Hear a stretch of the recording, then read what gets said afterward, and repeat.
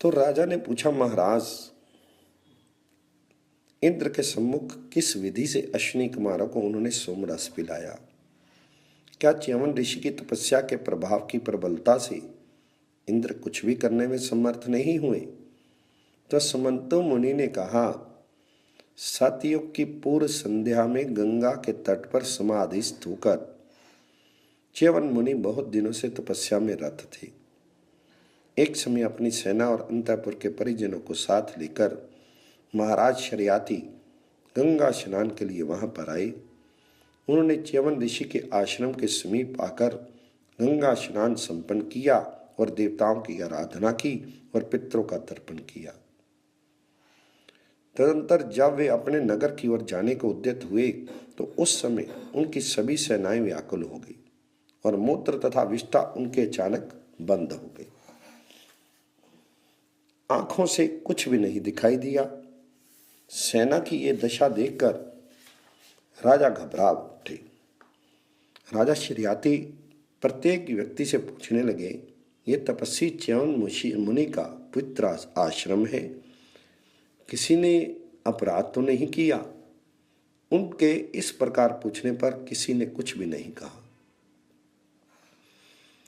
सुकन्या ने अपने पिता से कहा, महाराज, मैंने एक आश्चर्य देखा जिसका मैं वर्णन कर रही हूं। अपनी सहेलियों के साथ मैं वन विहार कर रही थी कि एक ओर से मुझे ये शब्द सुनाई पड़ा, सुकन्या तुम इधर आओ, तुम इधर आओ। ये सुनकर मैं अपनी सखियों के साथ उस शब्द की ओर गई। वहां जाकर मैंने एक बहुत ऊंचा बल्मीक देखा। उसके अंदर के छिद्रों में दीपक के समान देदीप्यमान दो पदार्थ मुझे दिखाई पड़े। उसे देखकर मुझे बड़ा आश्चर्य हुआ कि ये पद्म राग मणि के समान क्या चमक रहे हैं। मैंने अपनी मूर्खता और चंचलता से कुशा के अग्रभाग से बल्मीक के प्रकाश युक्त छिद्रों को भीन दिया, जिससे वह तेज शांत हो गया। ये सुनकर राजा बहुत व्याकुल हो गए और अपनी कन्या सुकन्या को लेकर वहां गए जहां च्यवन मुनि तपस्या में रत थे। च्यवन मुनि को वहां समाधिस्थ होकर बैठे हुए इतने दिन व्यतीत हो गए थे कि उनके ऊपर वल्मीक बन गया था। जिन तेजस्वी छिद्रों को सुकन्या ने कुश के अग्रभाग से बीन दिया था, वे उस महातपस्वी के प्रकाशमान नेत्र थे। राजा वहां पहुंचकर अतिशय दीनता के साथ विनती करने लगे। राजा बोले, महाराज, मेरी कन्या से बहुत बड़ा अपराध हो गया, कृपा करके इसे क्षमा करें। तो च्यवन मुनि ने कहा, अपराध तो मैंने क्षमा किया, परंतु अपनी कन्या का मेरे साथ विवाह कर दो, इसी में तुम्हारा कल्याण है। मुनि का वचन सुनकर राजा ने शीघ्र ही सुकन्या का च्यवन ऋषि से विवाह कर दिया। सभी सेनाएं सुखी हो गई और मुनि को प्रसन्न कर सुखपूर्वक राजा अपने नगर में आकर राज्य करने लगे।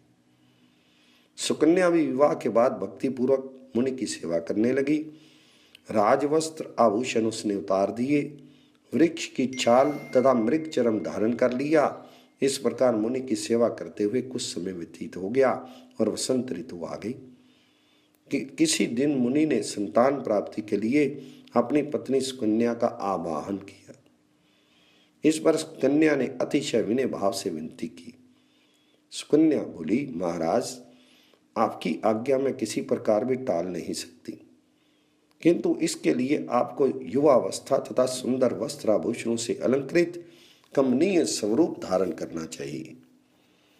तो च्यवन मुनि ने उदास होकर कहा, ना मेरा उत्तम रूप है और ना तुम्हारे पिता के समान मेरे पास धन है जिससे सभी भोग सामग्रियों को मैं एकत्र कर सकूं। तो सुकन्या बोली, महाराज, आप अपने तप के प्रभाव से सब कुछ करने में समर्थ हैं, आपके लिए कौन सी बड़ी बात है। तो च्यवन मुनि ने कहा, राजपुत्री, इस काम के लिए मैं अपनी तपस्या व्यर्थ नहीं करूंगा। इतना कहकर वह पहले की तरह तपस्या करने लगे। सुकन्या भी उनकी सेवा में तत्पर हो गई। इस प्रकार बहुत काल व्यतीत होने के बाद अश्विनी कुमार उसी मार्ग से चले जा रहे थे कि उनकी दृष्टि सुकन्या पर पड़ी। अश्विनी कुमारों ने कहा, भद्रे, तुम कौन हो और इस घोर वन में अकेली क्या क्यों रहती हो? तो सुकन्या ने कहा, मैं राजा शर्याती की सुकन्या नाम की पुत्री हूँ। मेरे पति च्यवन ऋषि यहाँ तपस्या कर रहे हैं। उन्हीं की सेवा के लिए मैं यहाँ उनके समीप रहती हूँ।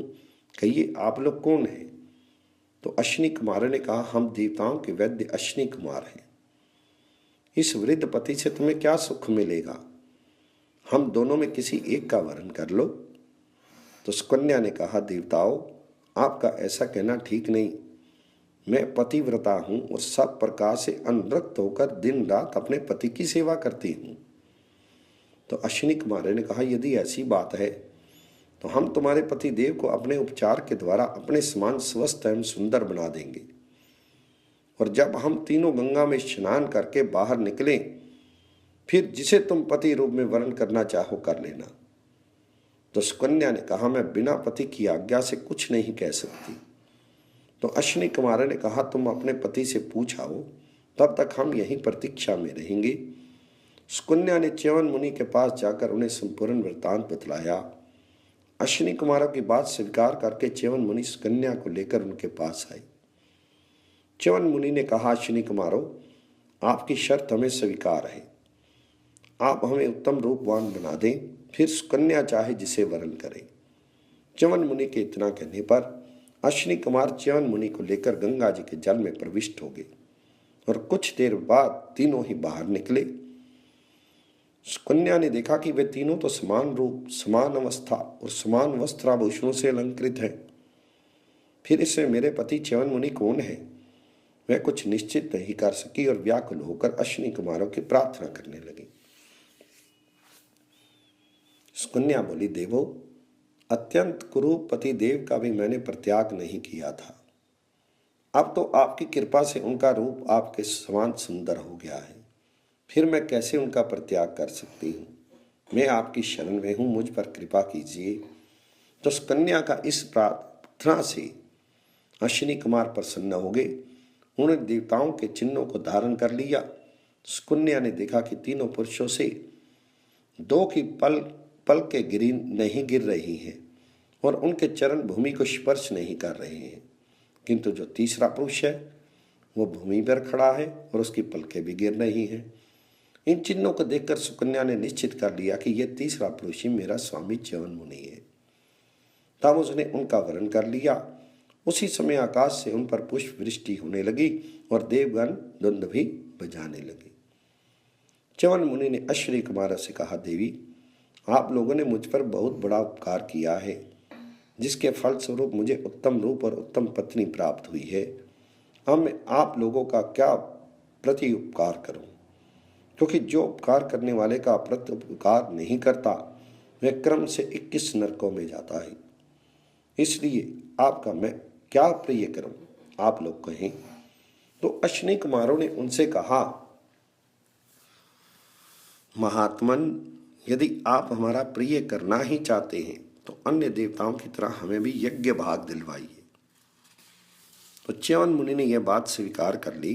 फिर वे उन्हें विदा करके अपनी भार्या सुकन्या के साथ अपने आश्रम में आ गए। राजा श्रेयाती को ये सारा वृतांत ज्ञात हुआ तो वे भी रानी को साथ लेकर सुंदर रूप प्राप्त महातेजस्वी च्यवन मुनि को देखने आश्रम में आए।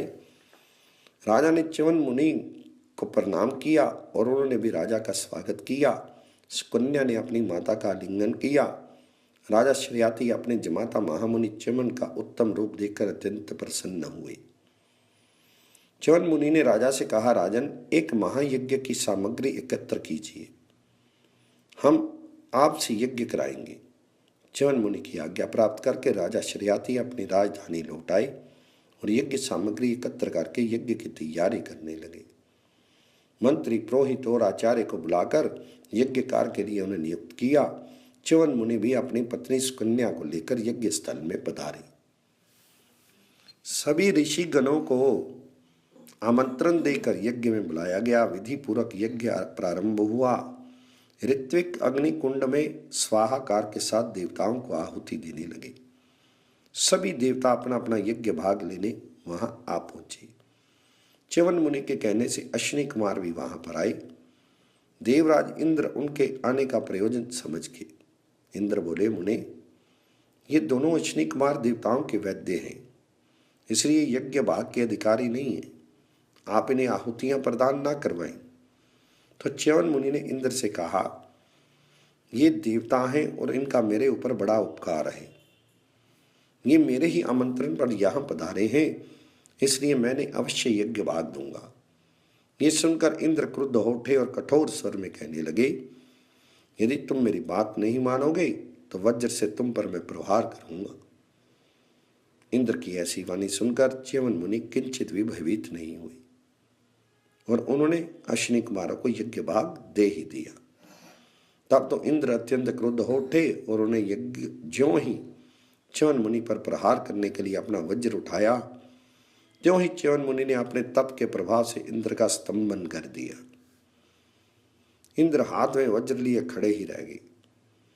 च्यवन मुनि ने अश्विनी कुमारों को यज्ञ भाग देकर अपनी प्रतिज्ञा पूर्ण कर ली और यज्ञ को पूर्ण किया।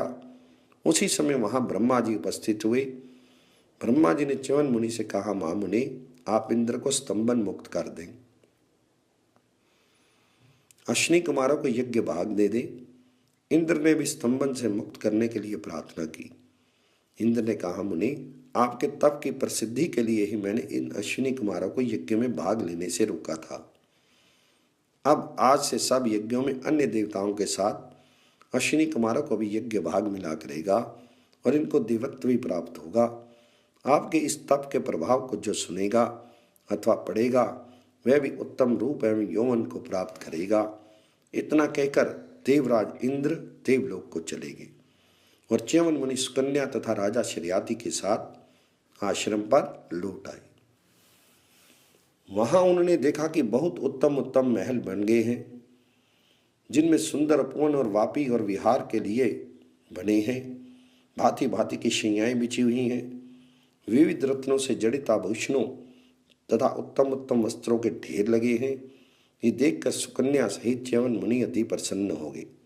उन्होंने ये सब देवराज इंद्र द्वारा प्रदत्त समझकर उनकी प्रशंसा की। महामुनि समंतो राजा शतानिक से बोले, राजन, इस प्रकार द्वितीया तिथि के दिन अश्विनी कुमारों को देवत्व और यज्ञ भाग प्राप्त हुआ था। अब आप इस द्वितीया तिथि के व्रत का विधान सुने। शतानिक बोले, जो पुरुष उत्तम रूप की इच्छा करे वे कार्तिक मास के शुक्ल पक्ष की द्वितीया से व्रत को आरंभ करे और वर्ष पर्यंत संयमित होकर पुष्प भोजन करे। जो उत्तम हविष्य पुष्प उस ऋतु में हो उसका आहार करे।